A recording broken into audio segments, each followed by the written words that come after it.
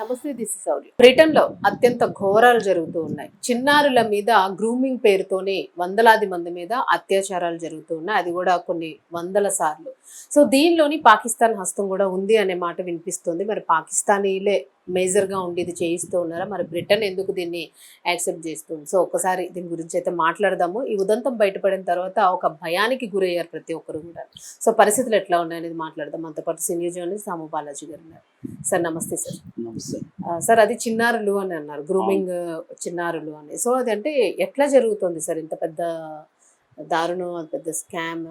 నిన్న British parliament లో Rupert లోవే అనే ఒక ఎంపీ ఒక నివేదికను ఆయన ప్రైవేట్ గా సర్వే చేసి ఒక ఇన్వెస్టిగేట్ చేసి ఒక రిపోర్ట్ తయారు చేశారు. ఆ రిపోర్టును ఆయన చదివి వినిపిస్తుంటే ఒక్కసారిగా ప్రపంచం షాక్ అయింది. అది లైవ్ లో ప్రచారం అవుతా ఉంది. అది విని అందరూ షాక్ అయ్యారు. ఎందుకంటే వందలాది మంది చిన్న ఆడపిల్లలు, అంటే 11 ఏళ్ళ నుంచి 15 ఇయర్స్ 16 ఇయర్స్ ఆ లోపల ఆడపిల్లలు, వాళ్ళని ఒక గ్రూమింగ్ గ్యాంగ్ అంటారు. ఈ గ్రూమింగ్ గ్యాంగ్ అనేది కొన్ని ఏండ్ల నుంచి అలాంటి ఆడపిల్లలను వేలాది మంది ఆడపిల్లల్ని వాళ్ళు తమ కంట్రోల్లోకి తెచ్చుకొని ఒక్కొక్క ఆడపిల్లని 100 మంది, 200 మంది, 600 మందిలో 700 మంది రేపులు, అంటే సంవత్సరాల తరబడి రేపులు చేయడం అన్నది షాకింగ్ గురి చేసింది. అంటే ఒక మామూలుగా ఇంగ్లాండ్, యూకే అంటేమో యూకేలో ఇంగ్లాండ్, వేల్స్, తర్వాత స్కాట్లాండ్, నార్త్ ఐలాండ్ ఇవన్నీ కలిపి యూకే అంటారు, United Kingdom of the great Britain. అది కాకుండా అందులో ఇంగ్లాండ్ పార్ట్. ఇప్పుడు మనం మాట్లాడుకునేది బేసిక్ గా ఇంగ్లాండ్ లో ఉండే అనేక ప్రాంతాల్లో ఇది జరిగిందనమాట. సో ముఖ్యంగా రోథర్హాము, రోచ్డేలు, హడ్డర్స్ఫీల్డ్, టెల్ఫోర్డ్, ఆక్స్ఫోర్డ్, ఓల్డ్ హ్యామ్స్, ఇలాంటి అనేక, న్యూయార్క్ షోరు ఇట్లాంటివి ఉన్నాయి. అనేక టౌన్లలో ఇది ఎప్పటి నుంచో జరుగుతుంది, అంటే 97 నుంచి జరుగుతుంది అనమాట. సో ఇప్పుడున్న దాని ఏమంటారు, లేబర్ పార్టీ వాళ్ళు దీని మీద కెయిర్ స్టార్మర్, ఆయన ప్రధానమంత్రి బ్రిటన్ కి. సో వాళ్ళు సీరియస్ గా తీసుకొని దీని మీద కొన్ని కమిషన్లు వేశారనమాట. అందులో ఒకటి బ్యారనస్ లూయి క్యాసీ కమిషన్ 2025లో వేశారు. నేషనల్ ఆడిట్ కమిషన్ అంటారు. అట్లాగే ఇంకొక బ్యారన్ అన్నే అని ఇంకొక ఆమె ఆధ్వర్యంలో వేశారు.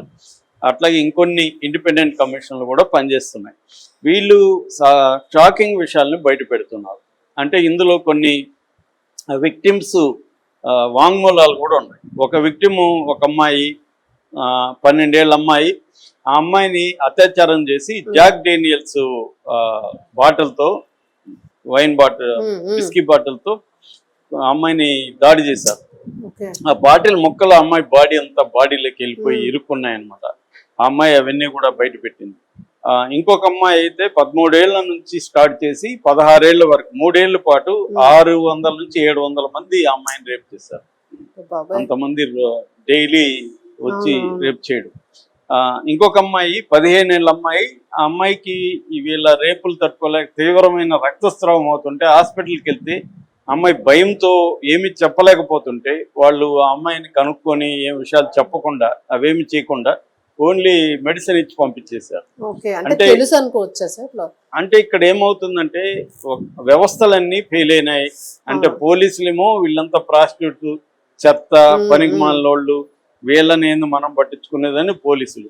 హాస్పిటల్స్ మనకెందుకు ఈ పెంట, ఎవరో వీళ్ళు, వీళ్ళతో మనం డీల్ చేస్తే రేపు మన లీగల్ గా మనం ఇరుక్కోవాలని వాళ్ళు. ఇలాగా అన్ని వ్యవస్థలు అనమాట. అంటే చైల్డ్ హోమ్స్ లో వీళ్ళు ఉంటారు, వాళ్ళు పట్టించుకోలేదు, హాస్పిటల్స్ పట్టించుకోలేదు, పోలీస్ యంత్రాంగం పట్టించుకోలేదు, గవర్నమెంట్ పట్టించుకోలేదు. అంటే కంప్లీట్ గా వ్యవస్థల వైఫల్యం. అయితే ఈ గ్రూమింగ్ గ్యాంగ్స్ ఎవరు అంటే మేజర్ గా పాకిస్తాన్, అంటే బ్రిటన్ లో ఉండే పాక్ జాతీయులు, బ్రిటిష్ పాకిస్తానీస్ అంటారు వాళ్ళు.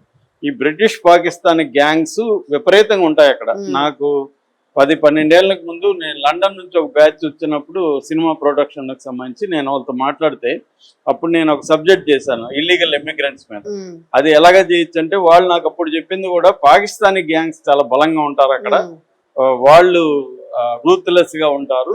ఆ ఏరియా సౌతాలు ఇట్లాంటి కొన్ని ఏరియాలు చెప్పారు. ఉమ్, ఆ ఏరియాలో సెట్ చేస్తే మీది బాగుంటది ఆ బ్యాక్గ్రౌండ్ అని కూడా ఇప్పుడు చెప్పారు. ఉమ్, అంటే అట్లాగా ఎప్పటి నుంచో ఈ బ్రిటన్ లో ఉండే పాకిస్తాన్ బ్యాచ్లు ఇంకొన్ని సౌత్ ఏషియన్ గ్రూప్స్ అన్నమాట, ఉమ్, వీళ్ళు ఈ పని చేస్తున్నారంట. ఉమ్, సో వీళ్ళు ఏంటంటే అక్కడ ఉన్న క్రిస్టియన్ అమ్మాయిల్ని, అంటే మతం కూడా దీంట్లో మిక్స్ ఓకే. అయింది.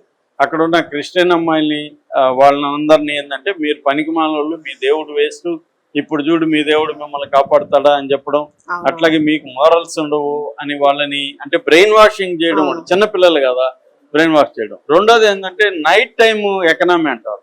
నైట్ టైమ్ ఎకనామీ అంటే నైట్ లైఫ్ సంబంధించిన వ్యవస్థ. ఉమ్, అంటే టేక్ అవేస్, టాక్సీ ర్యాక్స్, కొన్ని చీప్ పబ్స్ ఇవన్నీ ఉంటాయి. ఇక్కడ ఈ అమ్మాయిలు ట్రాప్ చేస్తారు వీళ్ళు.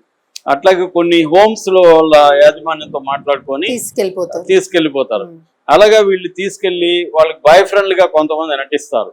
నటించి వాళ్ళకి గిఫ్ట్లు ఇవ్వడం, వాళ్ళకి మందు లిక్కర్ ఆల్రెడీ అలవాట్లు ఉంటాయి, ఉమ్. వాటిని అలవాటు చేయడం, ఆ తర్వాత డ్రగ్స్ అలవాటు చేయడం, ఒక మత్తులేకి పెట్టడం. మనకి టేకన్ సినిమా చూస్తే అవును. అర్థమవుతుంది, డ్రగ్స్ ఇచ్చేస్తారు ఫస్ట్.